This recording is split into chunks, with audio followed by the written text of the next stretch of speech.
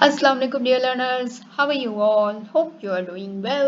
सो आज की ये वीडियो है बीए ओल्ड रजिस्ट्रेशन वालों के जिनके अभी पेपर्स हो रहे हैं, उनका ये पॉलिटिकल साइंस पार्ट 2 का ये गेस्ट पेपर मैं बताने वाली हूँ। ये आप देख सकते हैं, ये बुक है जदीद हुकूमतें के नाम से, पार्ट 2 की ये बुक है चौधरी मोहम्मद आजम चौधरी की। ठीक है। और एक और बुक है मजहरुल हक की। इन दोनों में से कोई सी भी बुक ले सकते हैं, ये इंग्लिश उर्दू दोनों में अवेलेबल है। ठीक है ना। और ये तकरीबन सेम ही है, इसमें पूरे पूरे चैप्टर पूरे पूरे टॉपिक्स हैं। तो कोशिश कीजिए पूरे पूरे टॉपिक्स समझ के याद कीजिए, क्योंकि सवाल अक्सर घुमा हुआ आता है, फिर आप लोग परेशान हो जाते हैं कि मिस ये कहाँ से आया तो वो कहाँ से आया। तो सब कुछ इसी बुक में से ही आता है, बस सवाल आपको कंफ्यूज करने के लिए घुमा के पूछा जाता है, लफ्ज़ों की हेर फेर कर दी जाती है और आप लोग कंफ्यूज हो जाते हैं। तो जब आप टॉपिक पढ़ के जाएंगे ना और सवाल में वो टॉपिक देखेंगे तो आपने पूरा वो टॉपिक A to Z छाप देना है। ठीक है। अब चलते हैं पेपर की तरफ। सबसे पहले कोशिश कीजिएगा, ये जो मैंने सारे गेस्ट पेपर में जितने भी सवाल दिए हैं, तकरीबन कोई 10, 11, 12 हैं। ठीक है ना, ज़्यादा नहीं है। इनको सबको एक दफ़ा ज़रा याद करके जाइएगा, क्योंकि इंशाल्लाह इसी में से आपका पेपर आएगा। पहला सवाल है, define the position of monarch in the British constitution. The king reigns but does not rule, discuss. इसको हम उर्दू में भी देख लेते हैं।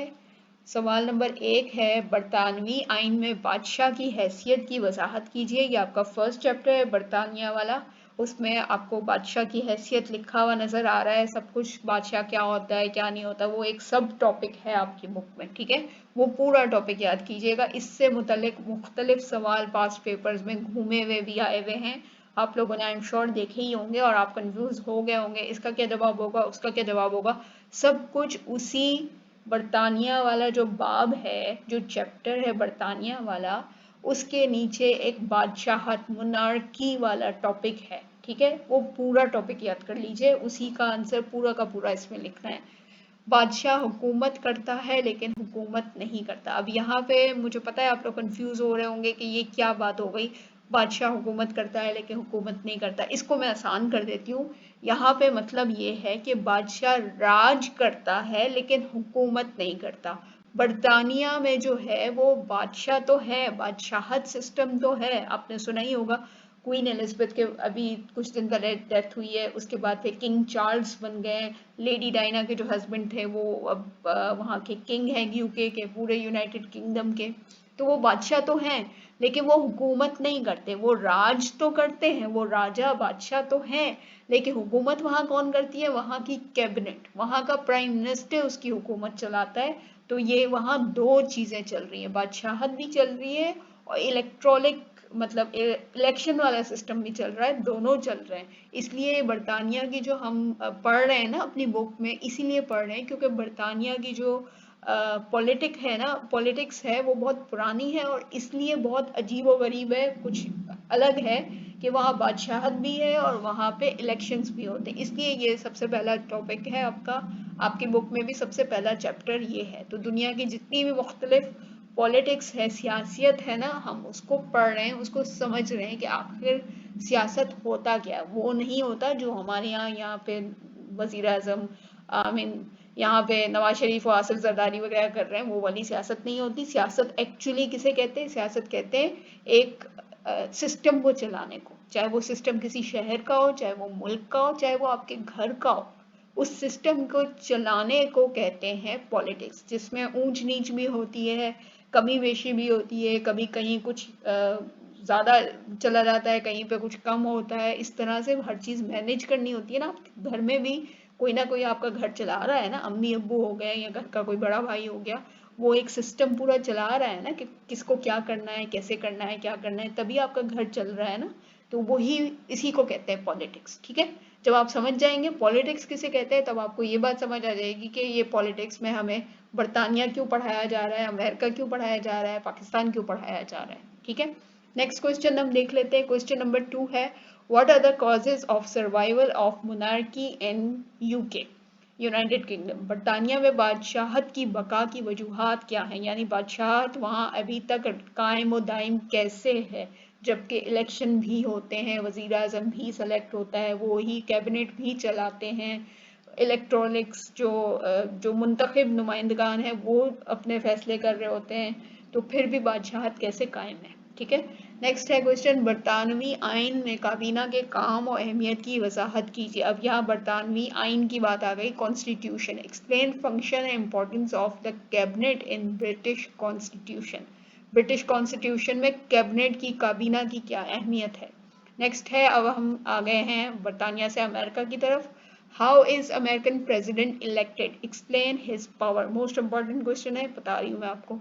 अमेरिकन प्रेसिडेंट, अमेरिका का जो सदर है वो कैसे मुंतखब होता है। अब अमेरिका में बादशाहत नहीं है, लेकिन अमेरिका में सिर्फ सदर मुंतखब होता है, कोई वजीर आजम नहीं होता। ये बात भी थोड़ी हटके, क्योंकि बाकी सारे मुल्कों में सदर भी होता है, वजीर आजम भी होता है, लेकिन यहाँ पे नहीं होता। ठीक है, और उसके इख्तियारात भी बताने हैं आपने। नेक्स्ट है, अवामी जमहूरिया चीन के आइन की नुमाया खसूसियात बयान करें। अब अमेरिका से हम निकल गए हैं चीन की तरफ। Describe the powers and function of the नहीं sorry describe the salient feature of the constitution of People's Republic of China. China का पूरा नाम है पीपल्स रिपब्लिक ऑफ चाइना, जैसे पाकिस्तान का पूरा नाम है इस्लामिक रिपब्लिक ऑफ पाकिस्तान। ठीक है, नेक्स्ट क्वेश्चन फिर से अमेरिका का है। The American Senate is the most powerful than the upper house. American Senate जो है वो सबसे ज्यादा पावरफुल है than the upper house. American Senate जो है ईवान बाला से ज़्यादा ताकतवर है, इसकी वजाहत करनी है। ये भी आपके सेकंड टॉपिक जो अमेरिका वाला चैप्टर है उसमें अमेरिकी सेनेट के बारे में पूरी डिटेल में है कि उसके क्या जिम्मेदारियां हैं, क्या फ़राइज़ हैं, क्या उसका काम है, वो पूरा का पूरा इसमें आएगा। ठीक है, नेक्स्ट आ जाता है पाकिस्तान। पाकिस्तान वापस आ जाए। पाकिस्तान के आइन 1973 के तहत वज़ीर आज़म और सदर पाकिस्तान के इख्तियारात और अफ़ाल की वजाहत करें।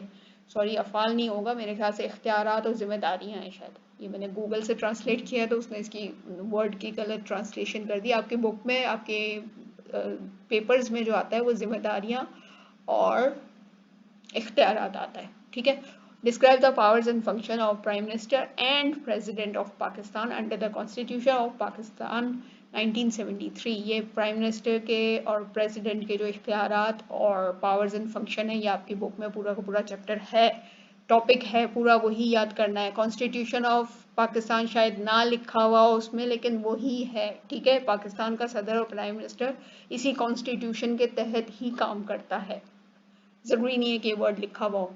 Examine the structure and working of United Nations. United nation के पूरा स्ट्रक्चर और उसके तमाम डिपार्टमेंट की वर्किंग याद कीजिएगा। उसमें से कोई एक डिपार्टमेंट भी आ सकता है और पूरा का पूरा वर्किंग पूरा यूनाइटेड नेशन का भी आ सकता है सवाल। एंड नेक्स्ट है, how effective is the role of United Nation in peace and special during and peace and stability specially during wars discuss. यानी कि अमन व अमान की सूरत हाल में अक़वाम मुत्तहिदा का क्या किरदार है। अक़वाम मुत्तहिदा का ढांचा और कामकाज का जायज़ा लीजिए, उसका पूरा आपने बताना है क्या है, कितने उसके पार्ट्स हैं, कितनी उसकी ब्रांचेज हैं, वो सब बतानी है। उसके कामकाज क्या होते हैं, उसका क्या ढांचा है, वो सब बताना है। फिर उसके बाद बताना है कि जंगों के दौरान अक़वाम मुत्तहिदा का किरदार क्या, कितना मौसर है या क्या होना चाहिए, या उसको और मज़ीद क्या करना चाहिए, क्योंकि आजकल आपको पता है दुनिया में जंगों का ही माहौल है, 2-3 जगहों पे इस वक्त जंगें चल रही हैं। नेक्स्ट आ जाता है आपका सुप्रीम कोर्ट ऑफ पाकिस्तान की तश्कील और इख्तियारात और अफ़ाल और जिम्मेदारियां बयान कीजिए। ये सब इसका है, आपकी बुक में पूरा का पूरा टॉपिक है सुप्रीम कोर्ट वाला, वो पूरा याद कीजिएगा। उसमें पावर्स भी हैं, फंक्शंस भी हैं, कंपोजिशन भी है, सब कुछ इसी में है। ठीक है, लफ्ज़ों की हेरफेर होगी, यानी लफ्ज़ आपकी बुक में शायद किसी और नाम से हो, ये सारे पावर फंक्शन का नाम शायद आपकी बुक में कोई और हो, लेकिन सुप्रीम कोर्ट वाला पूरा टॉपिक याद कीजिएगा। मैंने आपको बताया टॉपिक याद करना है पूरा पूरा। ठीक है, नेक्स्ट आ जाता है, depending on western world and USA for economy can Pakistan adopt independent foreign policy discuss. ये तो बड़ा ही कोई मसला कश्मीर है हमारे लिए। मईशत के लिए मगरबी दुनिया और यूएसए पे मुनस्सर रहना, क्या पाकिस्तान एक आज़ाद खारजी पॉलिसी अपना सकता है, बहस कीजिए। जी हाँ, ये आपकी बुक में है, पाकिस्तान की खारजा पॉलिसी पूरा का पूरा बताना है, और उसमें ये एक पॉइंट ऐड कर देना है अगर आपकी बुक में नहीं है, कि पाकिस्तान की मईशत क्योंकि बाहर के मुल्कों पे डिपेंडेंट है, हम कर्जा ले लेके चल रहे होते हैं, तो कर्ज लेने वाला जो मुल्क है वो अपना खुद की खारजा पॉलिसी यानी फॉरेन पॉलिसी नहीं बना सकता, जिनसे कर्जा लेते हैं फिर उनके ही हुक्म पे चलना पड़ता है, अपना हिसाब किताब वैसे ही मैनेज करना पड़ता है। वो जैसे कहें, वो दिन को दिन कहें तो दिन समझे, दिन को रात कहें तो रात ही समझना पड़ेगा, चाहे आपको वो दिन नजर आ रहा हो।